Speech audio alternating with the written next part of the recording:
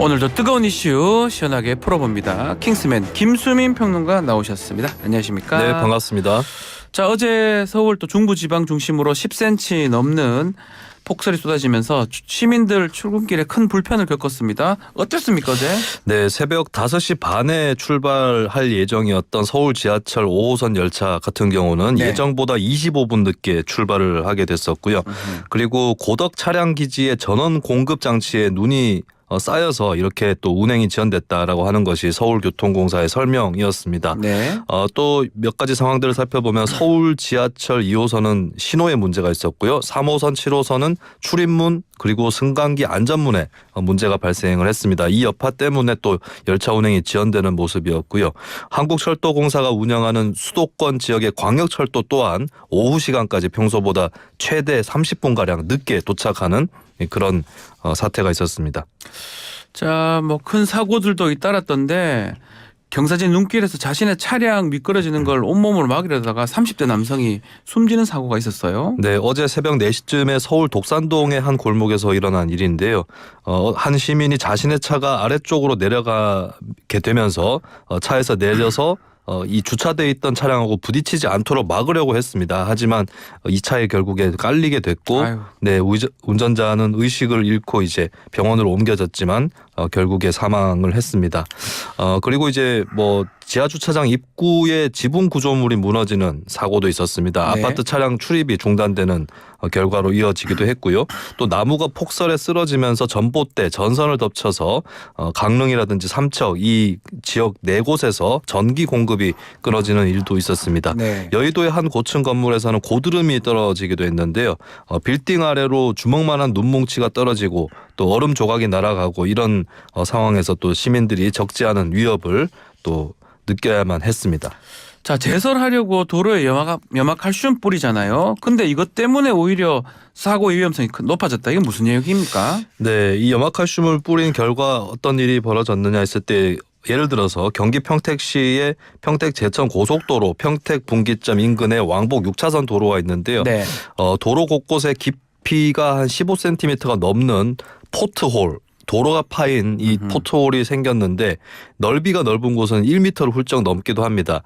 이곳을 지나던 차량 18대의 타이어가 파손이 되는 그런 일이 또 벌어졌습니다. 타이어 파손. 근데 이 네. 포트홀이 왜 생겼느냐 했을 때 제설 작업을 위해서 염화칼슘을 뿌렸는데 이것이 도로 균열부에 침투를 하면서 도로에 냄비 모양의 구멍을 만들어내고 말았다라고 하는 거였거든요. 네. 그래서 전문가들은 일단 포트홀을 발견하면 속도를 줄여라라고 하는 이 조언을 하고 있습니다.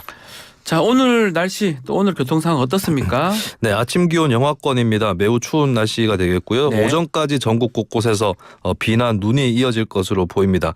그리고 대설특보의 경우는 제주 산간 지역 정도에만 남아 있고요. 동해안 지역 같은 경우는 조금 전에 해제가 됐는데요. 오늘까지 제주 산간에는 최고 10cm, 경북 북동 산간에는 아침까지 최고 5cm의 눈이 더 내릴 전망입니다. 자, 지금 눈 내리지 않는 지역이라 하더라도 길이 미끄러운 경우가 많습니다. 좀 안전하게 좀 다니시기를 바라겠습니다. 자, 정치권 소식으로 가보겠습니다. 자, 키워드로 알아보겠는데요. 첫 번째 키워드 뭡니까? 또다시 이재명 사퇴론입니다. 아하. 자, 민주당에서 이재명 리스크 이게 어느 정도 수그러 들었는데 공천이 시작되면서 또다시 이재명 사퇴론이 부상이 된 상황인 것 같은데 지금 상황 어떻습니까? 네, 일단 민주당 원로들이 입장문을 냈습니다. 권노갑 상임고문, 정대철 대한민국 헌정회장, 이강철 전 청와대 시민사회수석 등의 김대중 노무현 정부 때부터 민주당에 종사해왔던 원로들인데 당내 공천 갈등과 관련해서 이재명 대표가 책임지는 모습을 보여줘야 한다. 민주당 공천 행태가 민주적 절차와는 전혀 동떨어져 있다라고 비판을 했습니다. 네. 그리고 또 한편으로 문재인 정부에서 국무총리를 지냈던 정세균 김부겸 전 총리도 그저께 입장문을 통해서 시스템 공천이 훼손되고 있다. 이 우려를 금할 수 없다라고 하는 이 얘기를 하기도 했었고요. 또 일부 인사들 예를 들면 이제 이철희 전 청와대 정무수석 같은 경우는 판을 뒤집으려면 이재명 대표가 총선 불출마하면 된다라고 이렇게 또 의견을 또 거들고 있으면서 당내에 안팎에서 이재명 대표 사퇴론이 또 불거지고 있습니다. 자, 이재명 대표는 어제 급작스럽게 이 백브리핑 요청을 했던데 사퇴할 뜻은 없다. 또 공천 제대로 되고 있다라고 발언했습니다. 어떤 의도일까요? 네, 이재명 대표는 툭하면 사퇴하라는 분들이 계신 모양인데 그런 식으로 대표가 사퇴하면 1년 내내 365일 대표가 바뀌어야 할 것이다 라고 얘기를 했습니다. 절대로 대표직에서 사퇴하지 않는다라고 하는 입장을 밝힌 것이겠고요. 예. 그리고 이 출처불명의 여론조사라든지 하위 20% 평가의 공정성에 대한 논란에 대해서 이재명 대표는 누군가는 1등을 하고 누군가는 꼴등을 할 수밖에 없지 않느냐라고 이제 불가피한 일임을 강조를 했습니다. 네. 그리고 동료 평가라고 이제 이 하위 20%를 평가할 때 동료 평가라는 항목도 있는데 여기에서 빵점을 맞은 의원도 있다라고 하면서 웃어 보여서 이게 또 이제 조롱을 한 것이냐라는 논란으로 또 번지는 조짐입니다. 자, 그렇지만 홍익표 원내대표, 뭐 대표 원내대표가 투탑인데 홍익표 원내대표는 또 사과를 했더라고요. 이게 이재명 대표와 생각이 좀 다른 건가요? 네, 일단 이재명 대표의 경우는 그저께 21일 민주당 의원총회도 불참을 해서 이 불참에 대해서도 비명계 의원들 성토가 있었는데 홍 원내대표가 어느 정도 이걸 수습하려고 움직이는 그런 모양새입니다. 의총 직후에는 공천 책임자인 임혁배 공관위원장을 만나서 공관위가 세부 평가 내역을 의원들 요청이 있을 경우에 공개하도록 확약을 받는 이런 행보를 또 홍 원내대표가 하기도 했고요. 또 이제 여러 가지 그 비이재명계 의원들의 불만이라든지 이런 것들을 반영해서 최고위원회에서 건의하겠다 이런 약속을 하기도 했습니다. 네. 또 정책조정회의에서는 하나가 돼도 모자랄 시점에 도리어 민주당이 국민께 실망을 드리고 있어서 대단히 송구하다라고 사과까지 했습니다.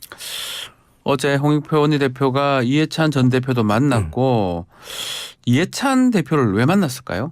이해찬 전 대표 같은 경우 이제 당의 대표적인 원로고 그리고 최근에 김부겸 정세균 전 총리에 비해서는 이해찬 전 대표, 이재명 대표와 가까운 편입니다. 그렇다면 이 갈등의 해법이라든지 뭐 중재, 절충 이런 것에 있어서 적격이다라고 하는 그런 판단을 했을 수 있겠고 또 이 자리는 뭐 이해찬 전 대표가 먼저 요청을 한 게 아니라 홍익표 원내대표가 먼저 뵙고자 한다 이렇게 해서 이제 만나게 된 자리였습니다. 자, 그렇지만 어제 공천 결과 또 나왔습니다. 어땠습니까? 네, 민주당 공관위는 이제 전략지역구 지정을 몇 군데 했는데요. 서울 마포갑, 동작을, 경기 의정부을, 광명을, 충남 홍성, 예산을 이렇게 전략지역구로 지정하면서 자연스럽게 그러면 이 지역구의 현역 의원들은 컷오프가 된 것인데 그 공천 배제가 되는 거죠. 그렇습니다. 그런데 이수진 의원 같은 경우 굉장히 강하게 반발을 했습니다. 예. 리더의 최대 덕목은 사람을 볼 줄 아는 눈이다라고 하면서 이재명 대표를 직격을 했고 심지어 이제 백현동 의혹에 대해서도 의혹이 있는 쪽이다라는 취지로 가담을 하는 그런 모습이었습니다. 그리고 노웅래 의원 같은 경우도 특정인을 위한 사천이라면서 싸우고 행동하겠다라고 반발을 했습니다.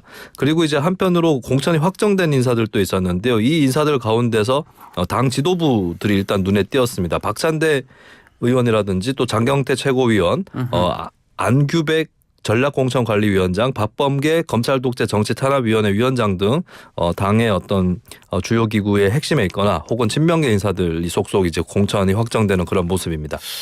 자, 두 번째 키워드 뭡니까? 네, 두 번째 키워드는 계양 히딩크입니다. 계양 히딩크. 자, 어제 이슈가 좀 많이 됐는데 이천수 축구 국가대표 선수 출신 원희룡 전 장관의 후원회장 맡았다. 이 얘기죠? 네, 이천수 씨는 22일 오전 인천 지하철 1호선 계산역에 출근 인사 동행으로 원희룡 전 장관과의 선거 캠페인을 시작을 했습니다. 그리고 그다음에 원 전 장관 선거사무소에서 윤형선 원희룡 계양 원팀 출발 기자회견이 있었는데요. 네. 여기도 빨간색 목도리를 목에 두르고 참석을 하는 모습이었습니다. 약간 의아한 게 이천수 씨가 지난 총선에서 더불어민주당 후보를 도왔던 거라고 기억을 하고 있거든요. 네, 맞습니다. 당시 계양을 바로 이 지역에서 송영길 전 의원 지원 유세를 했었고요. 그리고 박찬대 연수갑 이 지역구입니다. 그리고 동구 미추홀갑 지역구의 허종식 의원 등의 유세에도 참여를 했습니다. 그 당시에 알려지기로는 이천수 씨가 이제 선수 시절 인천시장을 지냈던 송영길 전 대표하고 친분이 있었다라고 하는 것이 이 지원 유세 이유로 전해졌었습니다. 자, 그렇다면 지금 원희룡 전 장관의 후원회장 맡은 이유 뭐라고 하던가요? 네, 이천수 씨는 원희룡 전 장관과도 인연이 있다라고 밝혔습니다. 뭐 제주도지사 시절에도 인연이 있었고, 네. 그리고 이제 계양이 행복해야 인천이 행복하다 이런 의미로 후원회장을 맡았다라고 했고, 그리고 정치는 모르지만 어떤 분이 계양 발전을 위해 필요한지는 알 것 같다라고 원전 장관을 지지하는 사유를 밝히기도 했고요. 그러면서도 운동했던 사람이 정치인을 지지하는 걸 두고 와이프와 엄청 싸우기도 했다라고 하면서 뒷얘기도 소개를 하기도 했습니다. 자, 총선 다가오니까 이 문화 스포츠 또 예술계 인사들이 정치권에 속속 등장하고 있는데 조국 신당 후원회장은 누가 나섰습니까? 네, 소설 태백산맥, 아리랑 뭐 예. 다들 많이 들어보셨을 조정래 겁니다. 작가죠. 네, 조정래 작가 그리고 영화배우 문성근 씨가 가칭 조국신당 후원회장으로 임명이 됐습니다. 조정래 작가의 경우는 2022년 4월에 조 전 장관의 배우자 정경심 전 동양대 교수 사면을 해달라 이런 요청이 담긴 탄원서를 문재인 대통령에게 제출을 이미 한 적도 있었고요. 예. 그리고 문성근 씨 같은 경우는 뭐 익히 다 아시겠지만 과거 노사모 출신이기도 하고 노무현 재단 이사를 역임하면서 친노계 예술인의 상징처럼 돼 있습니다. 자, 이것과는 별개로 최근 논란이 됐던 이강인 선수 다시 언급이 되는 것 같은데 네. 이거는 무슨 이유입니까? 이강인 선수가 뭐 총선과 관련된 네. 행보를 하는 건 후원회장 아니고 하는 건 아니겠죠? 네, 하나의 비유로 이제 호명이 됐는데요. 박지원 전 국정원장이 이강인 선수에 대한 얘기를 했습니다. 이게 어떤 얘기냐면 이강인 선수가 얼마 전에 네. 손흥민 선수를 찾아가서 자신이 잘못했다고 사과를 하고 두 사람이 화해하는 그런 모습을 이제 대중 앞에 보여줬는데 이재명 대표가 바로 이런 이강인 선수처럼 해야 된다. 아하. 이런 취지로 이제 박지원 전 원장이 얘기를 한 것이고요. 박지원 전 원장은 최근에 이 의원 평가 하위에 든 김영주, 박용진, 윤영찬 의원 등에 대해서 오히려 잘했던 의원들이다라고 그렇게 축혀 올리는 모습을 보였거든요. 근데 한편으로는 최근에 꾸준하게 또 이재명 대표에 대한 어떤 지킴이 행보를 또 박지원 전 원장이 했었는데 네. 이 사태에서 또 어떤 역할을 맡을지 주목이 되고 있습니다. 자, 오늘 정치권 마지막 키워드 뭡니까? 6억 반환하는 방법. 그 6억 아마 개혁신당 보조금을 말하는 것 같은데요. 네. 어떻게 하겠다는 겁니까? 네, 일단 이 개혁신당이 처음에 새로운 미래하고 통합을 해서 의원 5명 이상을 확보를 했었습니다. 네. 그렇기 때문에 정당 보조금 6억 6천만 원을 선관위로부터 받을 수 있었던 건데요. 하지만 다시 갈라서게 되고 김종민 의원이 이탈했기 때문에 이 기준으로 치면 그러니까 조금만 더 보조금 지급이 늦었다면 받을 수가 없는 것이었죠. 그렇죠. 그렇기 때문에 혹시 이 6억 원을 받기 위해서 부랴부랴 합쳤던 것이 아니냐 이런 지적이 나오고 있는 그런 상황인데 근데 개혁신당에서는 처음에 이걸 반납하겠다라고 밝혔습니다. 하지만 선관위에서는 이게 반납할 수 있는 방법이 현재 법률상 없다라고 얘기를 한 것이고요. 여기에 대해서 국민의힘의 한동훈 비대위원장은 제도가 없는 게 아니다라고 하면서 당비를 모아서 기부를 하거나 당을 해산하면은 반납할 수 있습니다. 해산이요? 네, 해산하면 바로 반납할 수 있으니까 형식상으로도 일단 해산해서 재창당하면 되는 거 아니냐. 네. 이렇게까지도 얘기를 했는데 여기에 대해서 이제 이준석 대표 측에서는 궤변이다라고 일축을 했고 그리고 국민의힘이 이제 위성정당으로 과거에 지난 4년 전 총선에서 86억 보조금을 받은 것을 역으로 꼬집으면서 86억 보조금을 받아놓고 우리 쪽 6억 원 보조금에 대해서 비난할 수 있느냐는 취지로 그렇게 반격을 했습니다. 이준석 대표 방법은 일단 당선이 돼야 하는 거고 또 한동훈 위원장 방법은 뭐 가능한 얘기는 맞습니까? 네, 일단 뭐 가능은 할 수 있습니다. 당을 해산시키게 되면 이제 그 돈이 뭐 쉽게 얘기해서 뜨게 되니까. 그렇죠.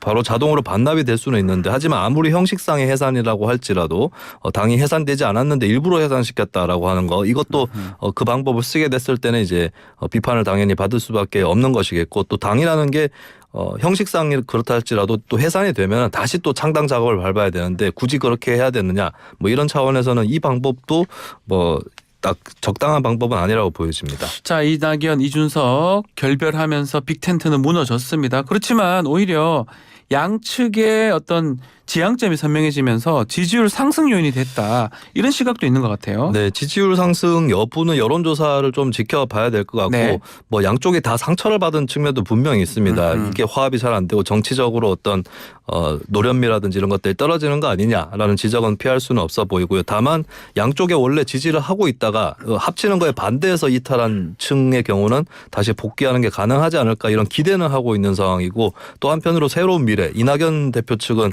민주당 상황하고 네. 또 맞물려서 민주당 이탈자들이 사실 어떻게 보면 이준석 대표 때문에 내가 그쪽에 가고 싶어도 못 가겠다라고 했던 사람이 이낙연 대표의 손을 잡는 이 시나리오를 또 기대할 수 있는 그 여지는 조금 더 커진 것 같습니다. 결국 지금 두 정당 거대 양당 공천이 계속되면서 뭔가 현역 의원 영입에 지금 그 부분은 이제 의미가 있을 것 같은데 이른바 이삭죽기 경쟁. 자, 어느 정도 흐름이 좀 만들어질까요?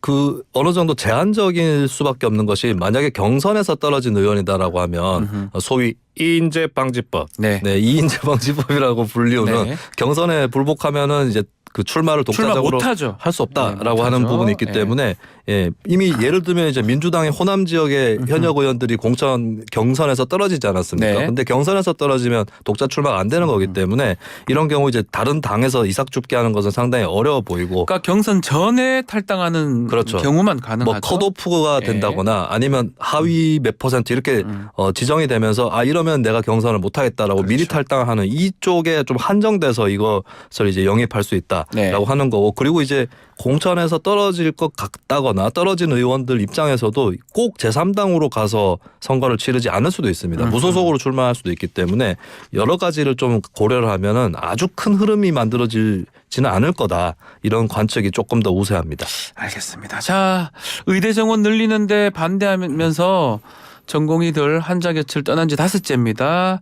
자, 우려했던 안타까운 소식들이 일부 들리는 것 같습니다. 네, 강원도에서 나타난 사례인데요. 다리가 괴사돼서 수술을 받아야 하는 당뇨 환자가 있었는데 전공의가 있는 병원을 찾아서 3시간 넘게 응급실 뺑뺑이를 돌아야 했다는 안타까운 일이었습니다. 그리고 서울 강남 세브란스 병원은 소방당국에 의사가 없어서 진료가 힘드니까 우리 병원으로 환자 이송을 자제해달라 공문을 보냄으로써 의료 공백이 이미 현실이 됐다는 네. 거를 이제 나타냈고요. 그리고 백내장 수술을 미뤄야 된다. 이런 통보를 받은 경남에 사는 60대 여성도 있었습니다. 아하.